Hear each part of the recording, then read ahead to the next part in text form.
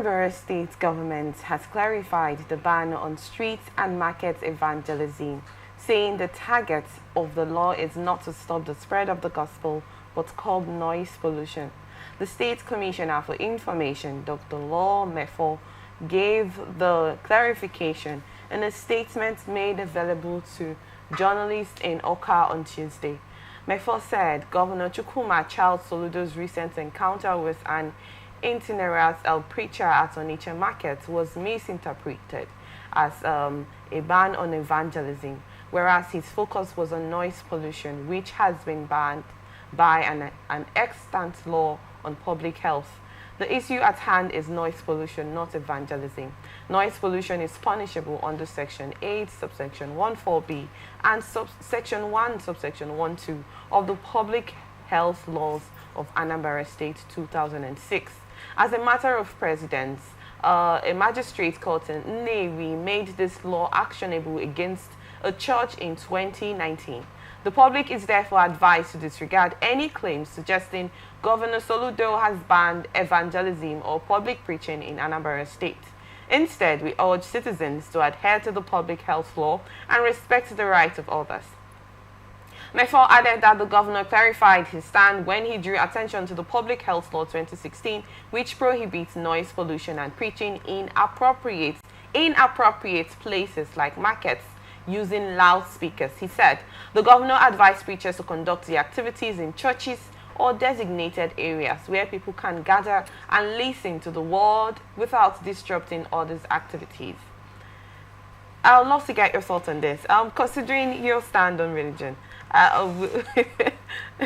love to get what you have to say on this. You know, in as much as Soludo has come to debunk that claims by the public of Anambra State, the citizens of Anambra State, that he banned evangelism. You know, if we have to look at it, the morning criers in the morning, it's not wrong to come to preach, you know, talk to people about a particular religion, yes, Christianity, you know, and we are the ones that actually practice that more than every other religion. It's not in a bad instance to let people know about the religion you practice.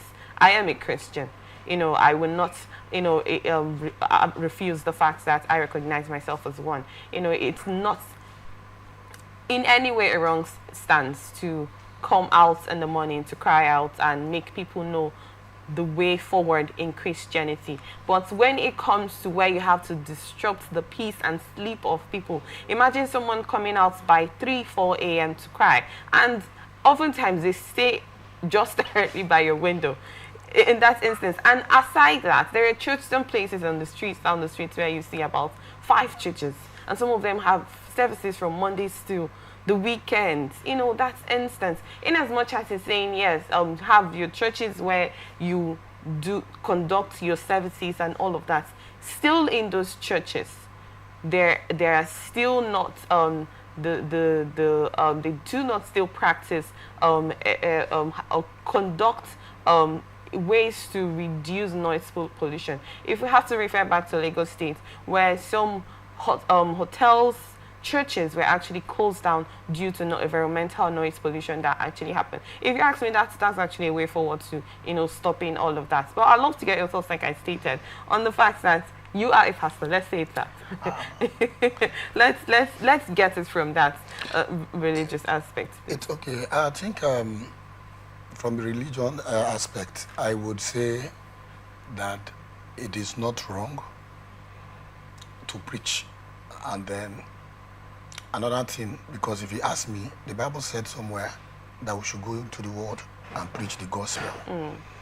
But then they didn't actually define the exact way to do this thing. Okay. But as believers, I was meant to understand that some persons now left the exact message and as say abusing the privilege given to Christians. I love God so much. He's my father, he's my source. But the truth is, have you seen the Muslim on the street distracting people? They don't. Christians I don't think we do exactly what we preach. When you ask me, how do I mean? You know, how can somebody leave his own place where we call church? How can you leave your church and your church auditorium and you're going to do evangelism somewhere, either inside a market or in someone else's window, as if you are targeting a particular person to do that, or you want to get back at a particular person? No. I am saying that Christianity, it's not bad. But when you remove love from Christianity, it becomes a mere religion. And when I talk about love, love is when you understand what the next person, the way the next person feels. The person's feelings at that time. I might be, either I want to pray with my family, I just want to seek the face of God alone inside the room while we're talking. All of a sudden, someone will just come out with a speaker. And you see that speaker being faced my door. Or I have a baby who is in the house, who ordinarily, I wanted this baby to be either to sleep. Maybe I didn't sleep last night as a mother trying to look after this child. True. All of a sudden, that early morning that the baby is has fallen asleep is when our brethren are out there trying to pass a good message of Christ. So to me, I think since the law has been established that was 2006 and was not actually enforced. Soludo on his own has decided to enforce it. I'm totally condemning the fact where they said Soludo has banned evangelism. No, he hasn't. All he's saying is that Christians should know where to preach this gospel. Christians should have a specific day. You can communicate the market women, for instance, and say, I'll be coming on Wednesday. Well, no matter what you're doing that Wednesday, I want you to be with Christ that particular day. So we share the gospel. That Wednesday, market women are now on their own. Take it as part of their service day as market women. They'll be like, okay, they'll be coming to share the word of God with us today, that is Wednesday. By that Wednesday, the market women are already aware. Not when you just come, all of a sudden, you see somebody wanting to fix speaker and band set at the walkway.